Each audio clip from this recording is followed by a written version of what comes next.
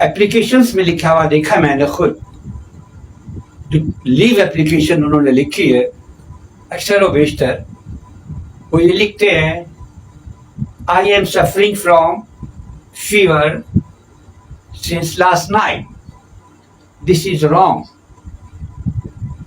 This is absolutely wrong.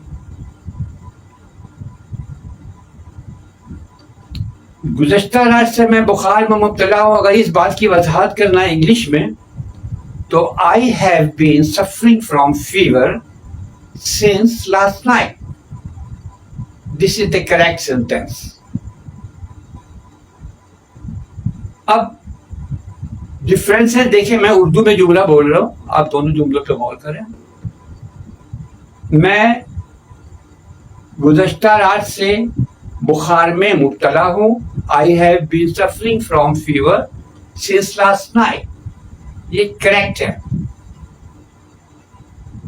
मैं बुखार में मुब्तला हूँ, it is present continuous, simple present continuous.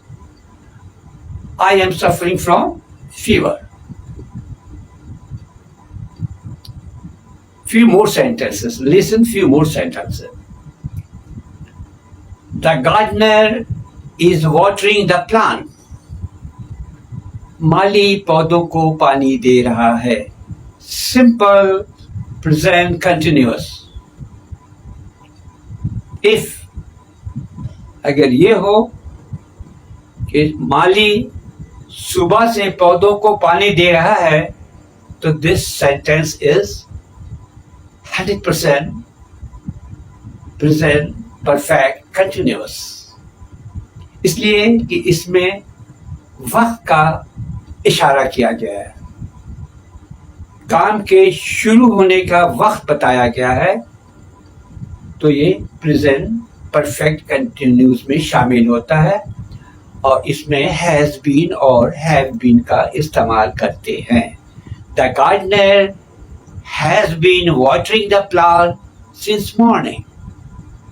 The gardener has been watering the plant since morning. Right? Understand? Next. Has been or have been. Sometimes we use for and sometimes we use since. कभी हम since preposition है ये दोनों, कभी since का इस्तेमाल करते हैं, कभी फॉर का करते हैं. अब आप समझिए, गौर से सुनिए, वेरी केयरफुली. सिंस उस वक्त लाया जाता है जब काम शुरू होने का इशारा हो. Since the gardener has been watering the plant since morning. Morning means 6 o'clock भी मॉर्निंग है. 8 बजे भी सुबह होती, 5 बजे भी सुबह होती. तो ऐसी सूरत में आपको सिंस का इस्तेमाल. लेकिन अगर जुमले में complete duration of time mention किया हो तो आप प्रीपोजिशन फॉर का इस्तेमाल करेंगे. Preposition for. अब इंग्लिश में जुमला सुनिए, इसी जुमले को सुनिए.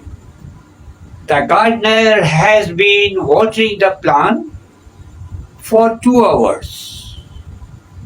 माली 2 घंटे से पौधों को पानी दे रहा है. क्लियर?